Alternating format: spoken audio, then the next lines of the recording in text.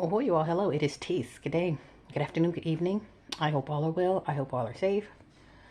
And I mean, as you may heard or as you may find out sooner than later, there's I guess, a widespread of large numbers of layoffs or terminations, so to speak. Because I guess, well, the latest one I heard of was the furniture store. I believe it was a Mississippi furniture store. But they said that I guess they let go of I think 200,000 plus workers all at once. And it's something about doing it just before Thanksgiving. I guess they did it the day before, so I guess on Wednesday you'll get a notification. Okay, hey, you are no longer needed, and don't worry about picking up your pensions or whatever else they had waiting later on down the line. So it's pretty much you'll just get your final check and then your flatline, so to speak. Um, but I think it was that one. Twitter, of course. I guess by the time Elon came on, and basically everybody was fired on the spot. And I want to say Walmart. I think Walmart's been doing it, but I'm thinking they're going to get to the point too where it's just strictly self checkout or strictly robots.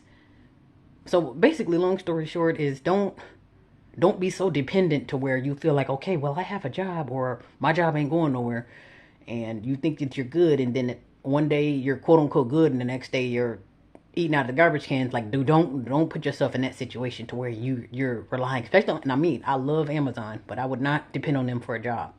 I would just depend on, I mean, and then again, though, you'll think like, okay, only person who I have to look out for, or only person I have to wait for, is the delivery guy. I can see a robot dropping off my packages in the future, which is will make me have to adjust what I'm doing too. Because once I'm thinking that's what it is. Because it's like if you're getting rid of all these, especially at a furniture store, you're getting rid of all of these people. Well, what the hell is who's going to dish out these furnitures? And I'm thinking it's going to be those same robots that's probably piecing it together anyway. And I'm thinking they're trying to do when they say total electric, that means bring on the robots too, because that comes with cords and wires as well.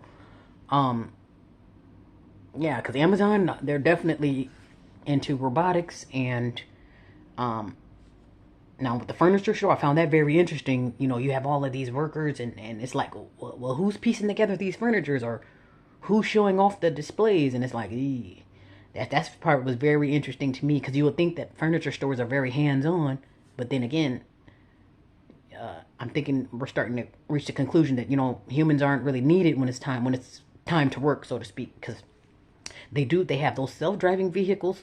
I don't know if you've ever seen them. I haven't seen it. I've only seen the commercials, or I've only seen them advertising it.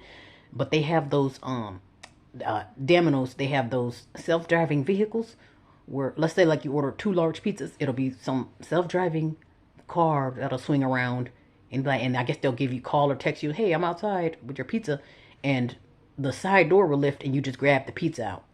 Of course, the pizza's already paid for. They're just going to drop it off to you. And they'll pull up to your address, and then you go outside to go get it. And the same way you go outside to pick your package up, I'm thinking that's going to be the same thing. You get rid of these workers, and here comes a self-driving vehicle with your package on it, and you just go out there and pick it up. Or maybe they'll leave it on the curb, however they do it. And that's another thing, too. So what about with the furniture? Oh, okay, I want this bedroom set, or I want the kitchen set. Who the hell is going to drop it off at the house? So I'm just like, that part was interesting. I'm just like, wow, I let that furniture store in Mississippi tell you, oh, they don't need humans, or they don't need workers. If they can get rid of 200,000 workers.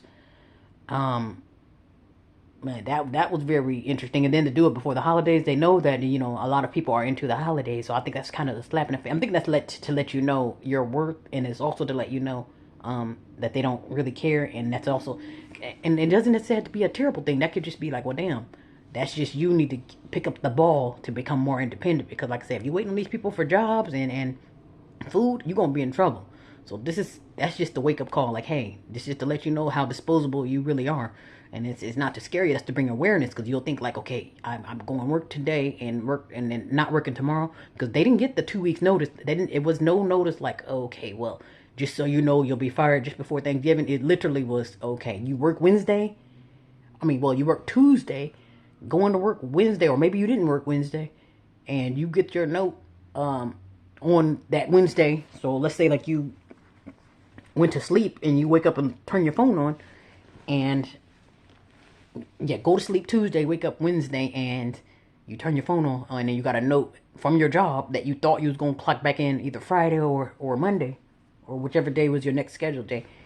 And they're pretty much telling you, yeah, your locker was probably, I'm sure your locker was already cleaned out, and only thing that you will be getting from us is your final check. And I guess, if they say if you had pensions or any, whatever, like 401, I guess, whatever was attached to the job, you're pretty much just getting your final check, and then after that, you no longer exist. That's pretty much how they did it. And like I say, Walmart, they're guilty of it, and I can see Amazon doing it, which I'm sure they're already doing. And I guess they say the post office they one person said, no, the post office, they're not going to do major layoffs, but I can see the post office doing it too. Because I mean, do you really need these mail carriers getting bitten by dogs every time they come out? It's just like, honestly, to tell you the truth, when you have people slash quote unquote humans working for you, they're actually a liability. And maybe that's one of the main reasons why they want to get rid of you. Because it's like, not only do they have to pay you, but they have to be responsible for you. When you, like I say, when you get these post office workers, they go to drop your mail off, and your dog ate up the damn postman, and now the post office has to pay for his, injuries, because he got hurt on the job, so to speak.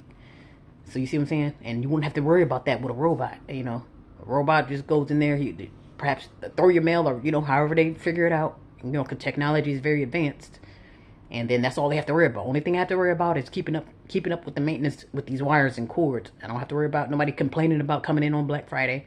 I don't have to worry about anybody being hurt on the job, and I damn sure don't have to worry about paying you. And I'm thinking that's a good deal for these major companies when it's time to get rid of workers, so to speak. Yeah, so just keep that in mind and just use that as independence.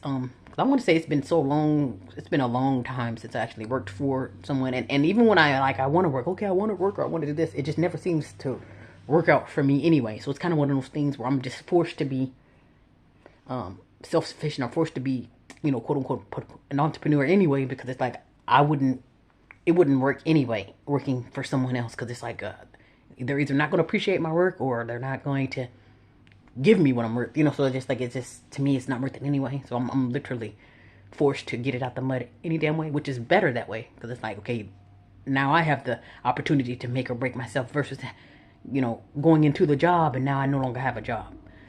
Yeah, so just keep that in mind, and just stick with the jack that you're good of. If you're good with making clothes, or you good with making food, you can make money on that. That could at least be a side hustle. It's probably not your main breadwinner, when it's time to sell food or sell clothes or whatever you're doing. But it can at least be a side hustle. Like, okay, well, it's probably not necessarily bringing in big bucks, but me selling these plates, that definitely takes the yanks off.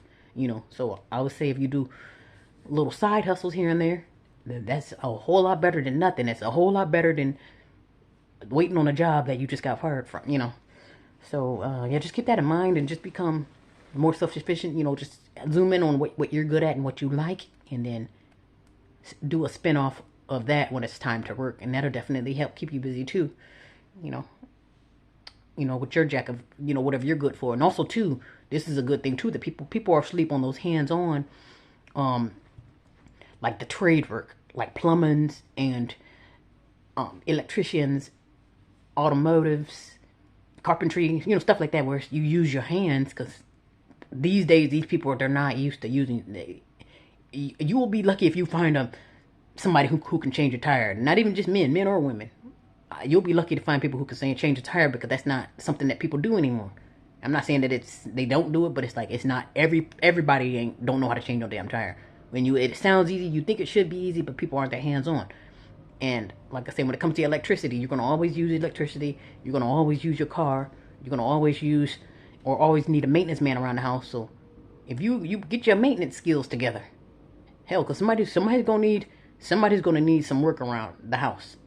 So I would say handyman. That to me, a handyman, and you can get the ladies too. If men out there, and I'm not saying only men can be a handyman, women too. If you're good with your damn hands, if you're good, you're good. If you know how to do electricity, great. Because we need this stuff. But for the men out there, yeah, just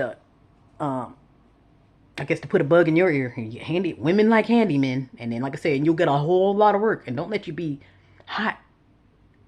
Hell, you hot or not, it's gonna be somebody. Hey, I need my light bulb fixed, or hey, could you fix the fridge? You know what I mean? And they're gonna try to weasel you over there, to get you to quote unquote fix something. Hey, that's you gonna have work. So yeah, so like if they have to break the break the water faucet for you to go fix it, hey, that's work for you. So I'm like I say for men out, I guess men and women. That's not just limited to men because I guess women can be handymen too. But hey, that's a good side hustle because like I said, there's not a whole lot of people out there who can you know fix a busted faucet or fix the electricity. And I'm not saying don't just go out there doing it, just because nobody else is doing it. Do it because you know what the hell you're doing, or because you want to learn. Because you can also take classes for that too. Yeah, but just keep that in mind. Just stick with something that you're good at, or something that you wouldn't mind doing for a side hustle, and you can make some good money. So you can get out of these jobs. All right, but I hope all are well. Hope all are safe.